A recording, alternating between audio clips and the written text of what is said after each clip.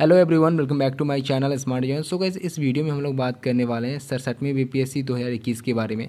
बहुत ही important video है। जो लोग भी यहाँ पर इसकी तैयारी कर रहे हैं, यहाँ पर कंप्लीट जानकारी आपको देने वाला हूँ कि इसकी नोटिफिकेशन कब तक आएगी और नोटिफिकेशन आने के कितने दिन बाद आपका एग्ज़ाम कंडक्ट करा लिया जाता है, एग्ज़ाम पैटर्न क्या रहने वाला है, एज लिमिट क्या रहेगा, आपका प्रीवियस ईयर का कट ऑफ क्या था, टोटल यहाँ पर वैकेंसी कितनी आने वाली है और ऑप्शनल सब्जेक्ट कौन सा बेस्ट होगा। ठीक है, ये बहुत ही सारे लोगों का क्वेश्चन है कि सर ऑप्शनल सब्जेक्ट कौन सा सेलेक्ट करें। तो इसमें बहुत ही अच्छी जानकारी आपको देने वाला हूँ जिससे आपको समझ में आएगा कि कौन सा ऑप्शनल सब्जेक्ट आपको यहाँ पर सेलेक्ट करना चाहिए। तो इस वीडियो को लाइक जरूर से करना और अगर आप 67वीं बीपीएससी की एक सीट चाहते हो तो इस वीडियो को जरूर से देखना। सबसे पहले गाइस मैं आपको बता दूं, जो लोग भी यहाँ पर तैयारी करना चाहते हैं आप मेरे ऐप से भी तैयारी कर सकते हो। नीचे उसका लिंक मिल जाएगा, प्री प्लस मेन का तैयारी वहाँ पर हो जाएगा, तो आप मेरे ऐप से भी तैयारी कर सकते हो। अदरवाइज़ आप जहाँ से चाहो वहाँ से तैयारी कर सकते हो। ठीक है, तो सबसे पहले यहाँ पर नोटिफिकेशन के बारे में बात करते हैं। सो गाइस, अगर नोटिफिकेशन की बात करें तो इसके रिगार्डिंग कैलेंडर में यहाँ पर लिखा गया था कि आपकी जुलाई में इसकी वैकेंसी आ जाएगी। ठीक है, जुलाई में इसकी नोटिफिकेशन यहाँ पर लिखा गया था कि आ जाएगी और फिर यहाँ पर अक्टूबर में आपका एग्ज़ाम हो जाएगा। ठीक है, अगर हम देखें तो जुलाई, अगस्त, सितंबर, अक्टूबर, यहाँ पर लगभग 3 महीने के अंदर में आपका एग्ज़ाम कंडक्ट करा लिया जाएगा, ऐसा यहाँ पर लिखा था। ठीक है, जो आपका कैलेंडर आया था। फिर आपका यहाँ पर जो मेन एग्ज़ाम है उस जनवरी में कंडक्ट होगा 2022 में। ये आपका पूरा शेड्यूल्ड यहाँ पर जारी करा गया था। लेकिन अभी फ़िलहाल देखो तो कोरोना वायरस का सिचुएशन है, तो ऐसे में क्या ये पोस्टपोन्ड हो सकता है। तो मैं आपको बता दूँगा इसकी 30 मई के बाद, ठीक है, 30 मई के बाद आपको ये चीज़ पता चलेगा कि क्या ये पोस्टपोन्ड होगा या नहीं होगा, क्योंकि वहाँ पर क्लियर हो जाएगा कंडीशन कैसा है। अगर कंडीशन ये ऐसा ही रहा, मतलब पैंडेमिक सिचुएशन जारी रही, तो हो सकता है कि आपका जो नोटिफिकेशन है वो आ जाए टाइम पर, लेकिन जो आपका यहाँ पर एग्ज़ाम है उसमें डिले देखने को मिल सकता है। ठीक है, तो फिलहाल जो आपका यहाँ पर डेट है वो जुलाई मान के चलो, आपका जुलाई में नोटिफिकेशन आ जाएगा। और कितनी वैकेंसी आएगी, ये बहुत सारे लोगों का क्वेश्चन है कि सर कितनी वैकेंसी आएगी। तो देखो 1000 प्लस वैकेंसी आएगी इस बार कन्फर्म। ठीक है, 1000 प्लस वैकेंसी इस बार कंफर्म आपको देखने को मिलेगा 67वीं बीपीएससी में। ठीक है, तो 1000 प्लस वैकेंसी आपको देखने को मिलेगा।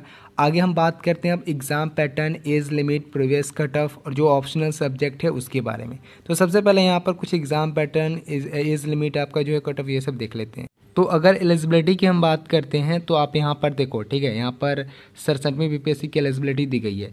अगर आपकी एज, ठीक है, देख सकते हो जनरल मेल यहाँ पर एज दिया गया है 22 से 37 साल के बीच में आता है, तो आप बिल्कुल यहाँ पर एलिजिबल हो बीपीएससी में फॉर्म भरने के लिए। ठीक है, ये इसकी एज क्राइटेरिया दी गई है। बाकी अगर हम रिलैक्सेशन की बात करें तो मेल कैंडिडेट यहाँ पर यूआर का देख सकते हो, अपर एज लिमिट 37 साल लिखा गया है, फीमेल का 40 साल है। ठीक है, अगर आप फीमेल कैंडिडेट हो, यूआर से बिलोंग करते हो, तो आप 40 साल को फिर भी इस एग्ज़ाम को दे सकते हो। ओबीसी और बीसी का देखो यहाँ पर 40 साल है, एससी एसटी का यहाँ पर मेल एंड फीमेल दोनों का 42 साल है। ठीक है, और ओबीसी का मेल एंड फीमेल दोनों का भी यहाँ पर 40 साल अपर एज लिमिट रखा गया है, जैसे कि आप देख सकते हो यहाँ पर दिया गया है। एंड अगर बात करें क्वालिफिकेशन की, तो अगर आपने ग्रेजुएशन किया है तो बिल्कुल आप इस फॉर्म को भरने के लिए एलिजिबल हो। ग्रेजुएशन या उसके इक्विवेलेंट अगर आपने यहाँ पर किया है तो बिल्कुल आप इस फॉर्म को फिल कर सकते हो। सो गाइस, अगर हम बात कर ले 67वीं बीपीएससी की सिलेक्शन प्रोसेस की, तो आप देख लो यहाँ पर सिलेक्शन प्रोसेस में आपका प्रीलिम्स एग्ज़ाम होगा, मेन एग्ज़ाम होगा और इंटरव्यू होगा। ठीक है, इन 3 फेज़ों में आपका यहाँ पर इसका सिलेक्शन प्रोसेस डिवाइड किया गया है। अगर हम बात कर ले प्रीलिम्स एग्ज़ाम की, तो प्रीलिम्स एग्ज़ाम आपका होना है जिसमें कि आप यहाँ पर देख सकते हो जनरल नॉलेज से क्वेश्चन रहेगा, बाकी आपका जो हिस्ट्री इससे भी क्वेश्चन यहाँ पर पूछा जाएगा गाइस। और अगर प्रीलिम्स एग्ज़ाम की हम एग्ज़ाम पैटर्न की बात कर लें तो यहाँ पर देखो 2 घंटा का यहाँ पर टाइम आपको मिलता है और टोटल यहाँ पर 150 मार्क्स का एग्ज़ाम होता है। ठीक है, ऑफलाइन आपका ये एग्ज़ाम होता है, 150 मार्क्स का एग्ज़ाम होगा टोटल, जिसमें कि नेगेटिव मार्किंग नहीं रहेगी। ठीक है, नेगेटिव मार्किंग आपके यहाँ पर नहीं रहेगी, यानी कि आप कोई भी क्वेश्चन गलत करोगे तो आपका जो नंबर है वो माइनस नहीं जाएगा। ठीक है, दूसरे हम बात करें तो मेन एग्ज़ाम देख सकते हो यहाँ पर टोटल 900 का होता है, जो कि डिस्क्रिप्टिव पेपर होता है, जिसमें कि आपको यहाँ पर सब्जेक्ट वाइज देख सकते हो। जनरल हिंदी के लिए 3 घंटा मिलेगा, फिर जनरल स्टडी पेपर 1 के लिए यहाँ पर 3 घंटा मिलेगा, जनरल स्टडी पेपर 2 के लिए भी यहाँ पर 3 घंटा मिलेगा और ऑप्शनल पेपर जो रहेगा उसके लिए भी यहाँ पर 3 घंटे का टाइम दिया जाएगा। टोटल आप देख सकते हो कितने घंटे का एग्ज़ाम होगा, 6 घंटा हो गया और 6 12 घंटा का यहाँ पर टोटल ये एग्ज़ाम इसमें दिया गया है कि टोटल आपका एग्ज़ाम होगा, यानी कि सब्जेक्ट वाइज आपका एग्ज़ाम है। यहाँ पर 3-3 घंटे का हर एक सब्जेक्ट आपके यहाँ पर रहने वाले हैं और 300 मार्क्स का आपका यहाँ पर जनरल स्टडी रहेगा पेपर 1 का, फिर यहाँ पर 300 मार्क्स का जनरल स्टडी पेपर 2 का रहेगा, जो ऑप्शनल पेपर है वो भी 300 का रहेगा और जो जनरल हिंदी वो 100 का रहेगा।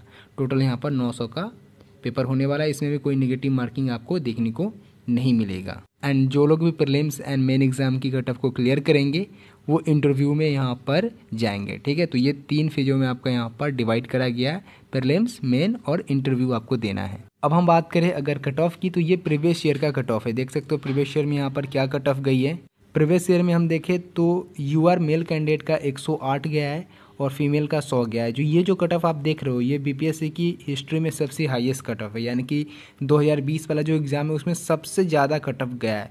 अगर हम बात करें इससे पहले, तो इससे पहले 98 से लेकर 94 के बीच आपकी यूआर की कट ऑफ वेरी करती थी, इससे ज़्यादा नहीं जाती थी। लेकिन 2020 में सबसे ज़्यादा आपको यूआर का कट ऑफ देखने को मिलेगा, 108 कट ऑफ गया है। और फीमेल की बात करें तो 100 कट ऑफ गई है। ईडब्ल्यूएस की देखो यहाँ पर 103 गया है, फीमेल की 95 गई है, एससी की 95 गई है, फीमेल की भी देख सकते हो एससी की 84 कट ऑफ यहाँ पर गई है। आगे हम बात करें तो आप देख सकते हो ईबीसी की 102 कट ऑफ थी, फीमेल की 93 थी, बीसी की 104 थी और फीमेल की यहाँ पर 97 थी। बीसीएल की बात करें तो 95 थी। बाकी आप वीआई की देख सकते हो 89 है, डीडी की देख सकते हो 81 है, ओएच की देख सकते हो 95 है, एमडी की देख सकते हो यहाँ पर कितनी है आपका 61 है और फ्रीडम फाइटर की भी देख सकते हो 97 कट ऑफ गई है। ठीक है, तो ये बीपीएससी की हिस्ट्री में सबसे highest cut off previous year में गई है, यानी कि 2020 में गई है। ठीक है, 2020 में गई है, तो आपको यहाँ पर टारगेट इससे ज़्यादा ही लेकर चलना पड़ेगा। हम ये तो नहीं प्रेडिक्ट कर सकते कि इससे कम जाएगा, लेकिन हम यहाँ पर टारगेट ज़्यादा लेकर चलेंगे। इसके लिए आपको अभी से ही तैयारी शुरू करना है, क्योंकि बीपीएससी का फॉर्म आ जाएगा, उसके बाद बहुत सारे लोग तैयारी में जुटेंगे। अगर आप अभी से करोगे तो आपके पास एक्स्ट्रा टाइम रहेगा, तो आप अभी से ही तैयारी शुरू करो ताकि आपका यहाँ पर जो टारगेट है वो अचीव हो सके। अब हम बात कर लेते हैं यहाँ पर ऑप्शनल पेपर के बारे में। गाइज़, अगर हम ऑप्शनल सब्जेक्ट की बात करते हैं तो बहुत सारे लोग कंफ्यूज रहते हैं कि सर कौन सा ऑप्शनल सब्जेक्ट हमारे लिए बेस्ट होगा।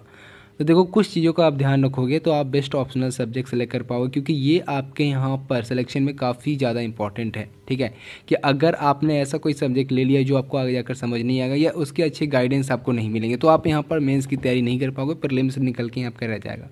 तो इम्पॉर्टेंट क्या है, देखो इम्पॉर्टेंट ये है कि आप सबसे पहले वैसा सब्जेक्ट को सेलेक्ट करो जिसकी गाइडलाइंस या जिसकी स्टडी मटेरियल आपको इजीली मिल जाए। ठीक है, दूसरा जहाँ पर आपको पकड़ अच्छा हो, लाइक अगर आपने इलेक्ट्रिकल इंजीनियर से ग्रेजुएशन किया है, इलेक्ट्रिकल इंजीनियरिंग से आपने ग्रेजुएशन करा है, तो आपको इलेक्ट्रिकल फील्ड में ज़्यादा यहाँ पर पकड़ होगा, आप अपना कोर पेपर अच्छे तरीके से यहाँ पर सॉल्व कर पाओगे। ठीक है, तो अगर आपको यहाँ पर लगता है कि कोर पेपर में आपका यहाँ पर अच्छा पकड़ है तो आप इलेक्ट्रिकल इंजीनियर सेलेक्ट कर सकते हो, या अगर आपने जिस भी स्ट्रीम से करा हो, मैकेनिकल से करा हो या कोई भी स्ट्रीम से आपने इंजीनियरिंग करा हो, तो उस फील्ड में जाकर आप उसको सेलेक्ट कर सकते हो। लेकिन अगर आपका उसमें पकड़ है, तो अगर आपका एवरेज पेपर है तो आप बिल्कुल भी उसे सेलेक्ट मत करना।